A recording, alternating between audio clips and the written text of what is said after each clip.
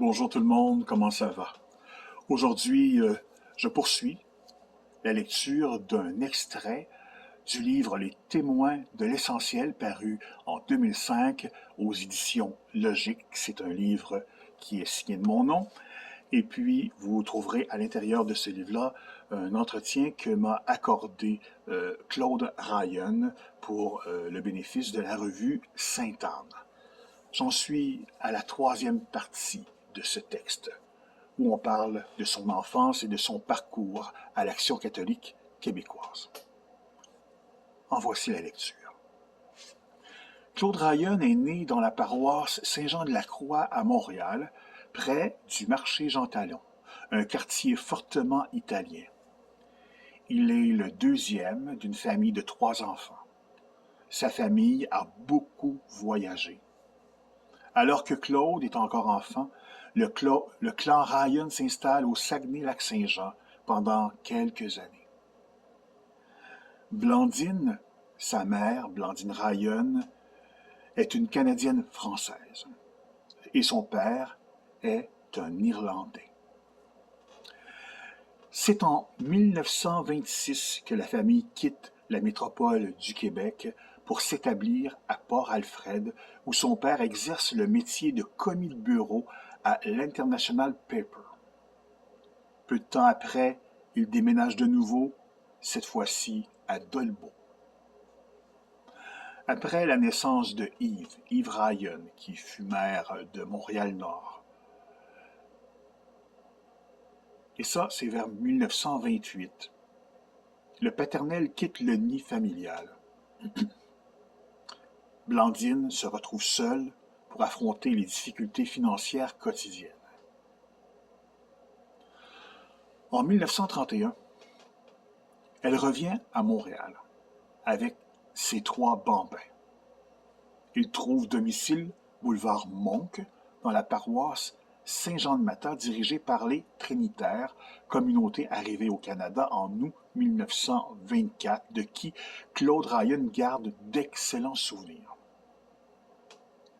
Dès lors, Blandine transmet à ses enfants tous les principes religieux, en plus de leur inculquer le sens du devoir, du respect d'autrui et des responsabilités.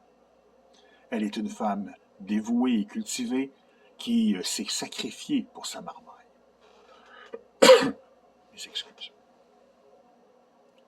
Ce n'est pas l'extrême pauvreté, mais la famille a de la difficulté à boucler les fins de mois. Heureusement, la force de caractère de Blandine et son attachement aux valeurs morales donneront à ses enfants une base solide pour traverser les épreuves de la vie. J'ai toujours joué un rôle d'intermédiaire pendant ces années entre mes 2 frères. Par conséquent, j'avais un tempérament assez vif, mais plutôt conciliant. La vie m'a formé comme ça. J'ai toujours cherché une juste mesure, une solution qui tienne compte du point de vue de l'autre, du point de vue de l'un, du point de vue de l'autre, du pour et du contre, me dit-il. À l'école, Claude Ryan apprend très aisément. Il assimile tout à une vitesse étonnante. C'est un gars intelligent. Plus rapide que les autres, il saute des années scolaires.